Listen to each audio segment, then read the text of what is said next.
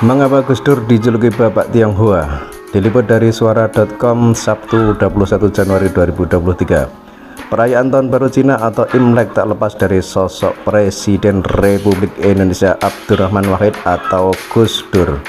Seperti yang diketahui pada tahun 2004, gelar Bapak Tionghoa Indonesia disematkan kepada Gus Dur oleh Perkumpulan Sosial Rasa Dharma di Klenteng Taikeksi, Semarang, Jawa Tengah. Sebagai seorang ulama yang nyentrik, Gus Dur memiliki pemikiran yang pluralis.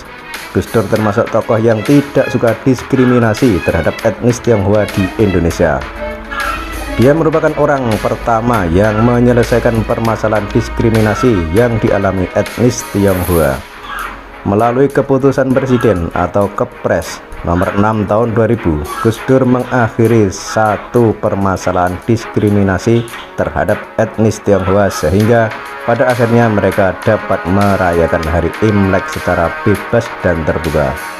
Kepres tersebut menepis aturan yang berasal dari Instruksi Presiden atau Inpres nomor 14 tahun 1967 yang mengatur tentang agama, kepercayaan, dan adat istiadat Cina.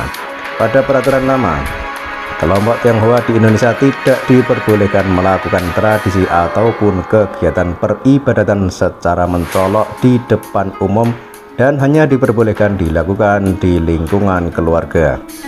Hal ini lantaran saat itu Presiden Soeharto menganggap jika aktivitas warga Tionghoa akan menghambat proses asimilasi dengan masyarakat pribumi. Saat itu kelompok Tionghoa juga diminta untuk mengganti identitas mereka menjadi nama Indonesia.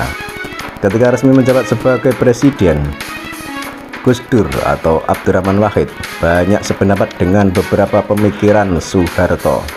Menurutnya, etnis Tionghoa adalah bagian dari bangsa Indonesia. Oleh karena itu, mereka harus mendapatkan hak-hak yang setara, termasuk dalam menjalankan ibadah keagamaannya.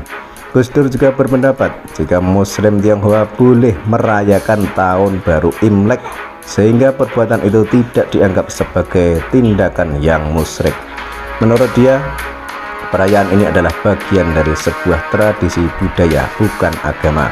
Gus Dur kemudian menetapkan hari raya Imlek sebagai hari libur fluktuatif, yang artinya hanya masyarakat yang merayakannya saja yang diperbolehkan libur.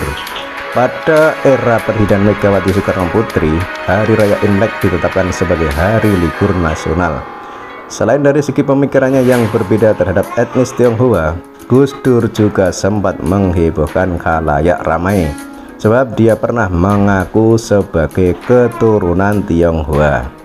Sebenarnya saya ini Cina tulen, tetapi ya sudah nyampurlah dengan Arab India, ungkap Gus Dur dalam keterangannya pada 30 Januari 2008 silam. Bagi Gus Dur, pluralisme bisa saja terjadi jika seluruh masyarakat mau menghargai demokrasi yang berpedoman pada hukum dan juga perlakuan yang sama terhadap semua warga negara. Itulah tadi alasan mengapa Gus Dur dijuluki Bapak Tionghoa. Peran dan jasa yang begitu besar membuat Gus Dur dijuluki sebagai Bapak Tionghoa. Selamat Tahun Baru Imlek bagi yang merayakannya. Semoga bermanfaat.